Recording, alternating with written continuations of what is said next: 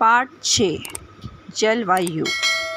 किसी भी स्थान के मौसम का यदि लंबे समय तक आकलन किया जाए तो उस स्थान के मौसम का प्रतिमान उभरता है। इस मौसम के प्रतिमान को जलवायु कहते हैं। एक स्थान की जलवायु इस बात पर निर्भर करती है कि वह स्थान विषुवत वृत्त से कितनी दूर है। जलवायु मनुष्य के रहन सहन पर असर करती है।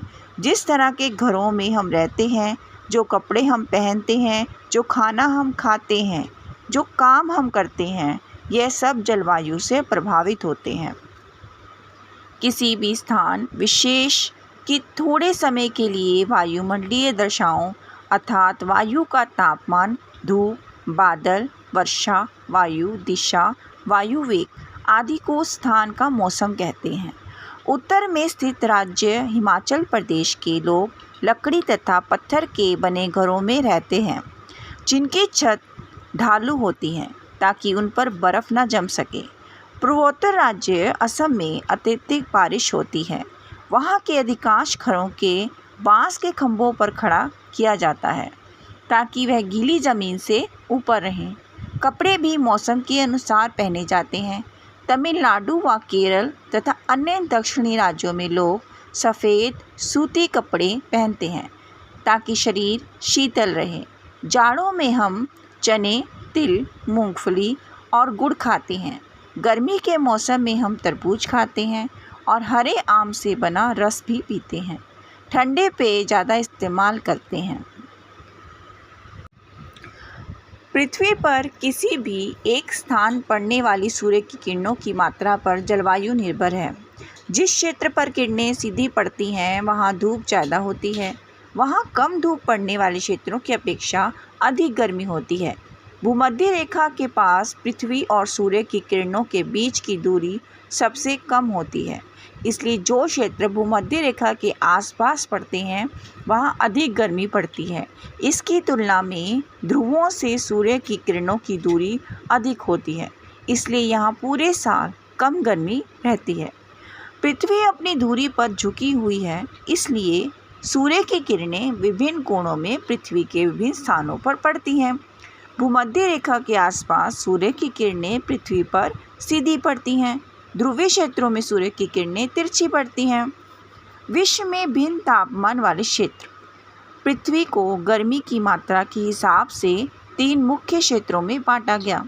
उत्तरी तथा दक्षिणी गोलार्ध में भूमध्य रेखा के करीब वाले क्षेत्रों में सूर्य की किरणें सीधी पड़ती हैं, इसलिए यहाँ पर अधिक गर्मी होती है। यह क्षेत्र उत्तर में 23 अक्षांश पर स्थित कर्क रेखा और दक्षिण में 23 अक्षांश पर स्थिर मकर रेखा के बीच में पड़ता है। इस क्षेत्र को उष्णकटिबंध कहते हैं। भूमध्य रेखा के काफ़ी करीब वाले क्षेत्रों में रोज़ वर्षा होती है। कर्क रेखा तथा उत्तर के 66 अक्षांश के बीच वाले क्षेत्र में सूर्य की तिरछी किरणें पड़ती हैं। इस क्षेत्र के कई देश हैं जहाँ ना तो ज़्यादा गर्मी पड़ती है और ना ही ज़्यादा सर्दी। इस क्षेत्र में कई ऐसे देश भी हैं जहाँ हल्की गर्मी के साथ साथ बर्फीली सर्दियाँ पड़ती हैं। इसे उत्तरी शीतोष्ण कटिबंध क्षेत्र कहते हैं। ठीक ऐसा ही मकर रेखा तथा दक्षिणी में 66 अक्षांश के बीच आने वाले क्षेत्र में भी होता है, जिसे दक्षिणी शीतोष्ण कटिबंध क्षेत्र कहते हैं। उत्तर में 66 अक्षांश और उत्तरी ध्रुव के बीच में पड़ने वाले क्षेत्र और दक्षिण 66 अक्षांश और दक्षिण ध्रुव के बीच पड़ने वाले क्षेत्र में सूर्य की किरणें अत्यधिक तिरछी पड़ती हैं। इन दोनों उत्तरी और दक्षिणी क्षेत्रों को शीत कटिबंध कहते हैं, क्योंकि यहाँ अत्यधिक ठंड पड़ती है। यह क्षेत्र पृथ्वी पर स्थायी रेफ्रिजरेटर की तरह है।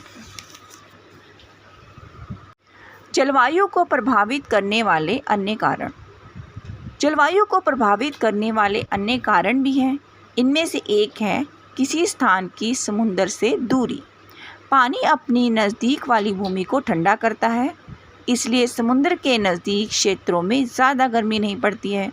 उदाहरण के तौर पर नागपुर में अरब सागर के नज़दीक स्थित मुंबई की अपेक्षा मौसम खुश्क रहता है, परंतु दोनों जगहें एक ही अक्षांश रेखा के करीब हैं। जलवायु को प्रभावित करने वाला दूसरा कारण है स्थान की ऊंचाई। क्या आपको पता है कि हर 165 मीटर की ऊंचाई बढ़ने पर तापमान 1 डिग्री सेंटीग्रेड कम हो जाता है। इसीलिए ऊंचाई पर स्थित पर्वतीय क्षेत्र जैसे शिमला और लद्दाख दिल्ली से कहीं ज़्यादा ठंडे रहते हैं। तो बच्चों, मैं कुछ प्रश्न आपसे भी पूछना चाहती हूँ। तमिलनाडु व केरल तथा अन्य दक्षिणी राज्यों में लोग कैसे कपड़े पहनते हैं? दूसरा, गर्मी के मौसम में हम क्या क्या खाते हैं? और हमारा तीसरा और आखिरी क्वेश्चन, पृथ्वी को तापमान के आधार पर कितने भागों में बांटा गया है? आप इन सभी प्रश्नों के उत्तर हमें कमेंट बॉक्स में ज़रूर भेजें। हम देखना चाहते हैं कि आप हमारे पढ़ाए गए अध्याय को कितने ध्यानपूर्वक सुनते हैं और कितना आपको हमारा पढ़ाया हुआ अध्याय पसंद आता है। प्लीज़ कमेंट बॉक्स में ज़रूर बताना। अच्छा बच्चों, अगले लेसन के लिए हम आपसे अगले अध्याय में मिलेंगे। धन्यवाद।